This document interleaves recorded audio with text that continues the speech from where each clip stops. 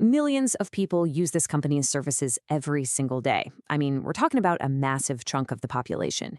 But here's the crazy part. Very few actually understand how it makes its money. Welcome to This Explainer. Today, we're diving deep into the draft red herring prospectus, the DRHP, of Jio Platforms Limited. Our goal? We're going to strip away the marketing, map out the actual revenue flows, and uncover the nuts and bolts of a 1.46 trillion rupee hidden empire. Let's get into it. So at first glance, Jio just looks like your standard telecom operator, right? Selling SIM cards and data plans. But when you really read through the DRHP, you quickly realize that traditional telecom, well, that's just the bait.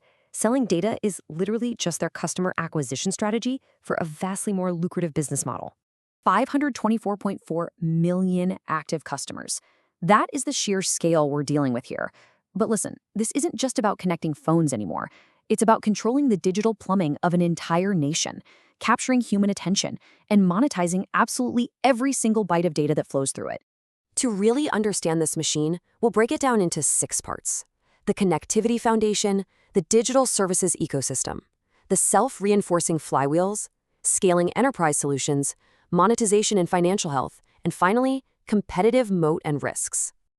All right, let's start with part 1, the connectivity foundation. Jio's customer base isn't just massive.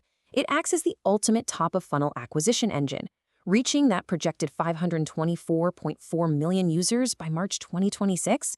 That is not just some vanity metric. You see, in the digital economy, whoever owns the customer relationship and the data pipe itself ultimately owns the future revenue streams. But raw numbers only matter if they convert to recurring cash flow, right? By aggressively migrating their existing 2G and 4G users over to their proprietary 5G network, Jio effectively forces an expansion in average revenue per user, or ARPU. Faster speeds drive much higher data consumption, which commands a premium price. This dynamic right here is the absolute bedrock of their balance sheet. Moving right along to Section 2, the digital services ecosystem. To transition from a simple, dumb pipe to a smart platform, Jio uses 2 main digital doorways. First, the MyJio app, which boasts over 215 million monthly active users. And second, the Jio set-top box, sitting right there in the living room. Now, these aren't just user interfaces. Think of them as digital toll booths. They ensure that no matter what screen a user is looking at, they remain totally trapped within the Jio ecosystem. And through these doorways, Jio monetizes attention and utility like clockwork. They aggregate over 1,000 channels on Jio TV+, they dominate audio with Jio Saavn, they offer console-free cloud gaming, and they even provide AI-powered storage for over 136 million users. It is an incredibly carefully constructed walled garden, designed to capture every single digital habit you have. Here's the absolute masterstroke of this entire business model. Because Jio already paid the heavy customer acquisition cost to get you on their network in the first place, they can now cross-sell all these digital services at almost zero incremental cost. That is pure operating leverage, folks, and it's a recipe for massive compounding profitability. Which brings us to Section 3, the self-reinforcing flywheels. The DRHP explicitly outlines a relentless 4-step flywheel. Step 1, massive capital expenditure in native 5G attracts users. Step 2, those 524 million highly engaged users generate literal petabytes of deterministic data. Step 3, this data powers an unmatched physical and digital distribution channel. And Step 4, global partners become absolutely desperate to access this distribution, which adds even more value to the network, spinning the whole flywheel even faster. What does all this create? The ultimate competitive moat. Ecosystem lock-in. Think about it. If a consumer relies on Jio for their mobile data, their home fiber, their television, their music, and their cloud storage, well, the switching costs become impossibly high. This lock-in translates directly into highly predictable, recurring revenue year after year. Next up is Section 4, scaling enterprise solutions. Now, beyond everyday consumers, Jio is quietly monetizing the digital transformation of Indian corporations. And these B2B streams are highly lucrative.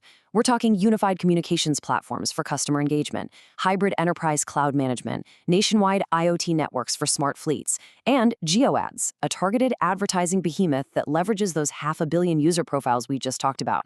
And for those historically hard-to-reach small and medium enterprises, Jio rolls out Jio Air Fiber. By eliminating the need to physically dig up roads to lay cable, This plug-and-play 5G infrastructure is driving massive, rapid fixed broadband adoption.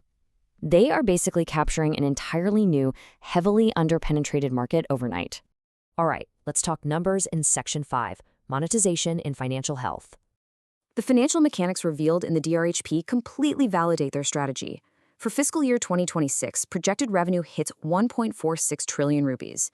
But the real jaw-dropper here is the profitability, an EBITDA of 762.5 billion rupees. Because they are completely vertically integrated, meaning they own everything from the 5G hardware down to the software ops, they command a staggering 51.91% margin, all while maintaining an incredibly healthy net leverage of just 0.36x. And as you can see, this is not some stagnant cash cow. Revenue is scaling aggressively, and it's driven entirely by structural shifts. You have an expanding user base, consuming more data, upgrading to premium 5G tiers, and a relentless cross-selling engine that is just operating at absolute scale. Finally, we need to look at Section 6, competitive moat and risks. So their moat is undeniably deep, an indigenous, end-to-end tech stack combined with 500 million locked-in users. But the DRHP is also very clear about the existential threats here. They have immense exposure to regulatory and licensing shifts. There's the constant threat of technological disruption from global big tech. And of course, macroeconomic slowdowns could instantly stall that crucial APRU growth. If you really want to understand their endgame, you just have to look at their stated mission. They are purpose-built to drive the digital transformation in India. Let me be clear. They aren't just monetizing bandwidth. They are monetizing the digital awakening of the world's most populous country, positioning themselves as the inescapable infrastructure layer for everything. So, what drives the next trillion rupees? Well, the DRHP points to deep AI integration across all their platforms, global satellite connectivity to conquer remote dead zones, and a highly ambitious plan to actually export their indigenous 5G tech stack to international markets. They're actively trying to transition from a domestic provider into a global technology exporter. With over 500 million users locked into a compounding, highly profitable ecosystem, the question isn't really whether legendary investors like Warren Buffett or Peter Lynch would like this telecom company. The real question is whether they'd recognize that Jio isn't a telecom company at all. It's the ultimate digital toll booth of the future. Thank you for joining me on this explainer.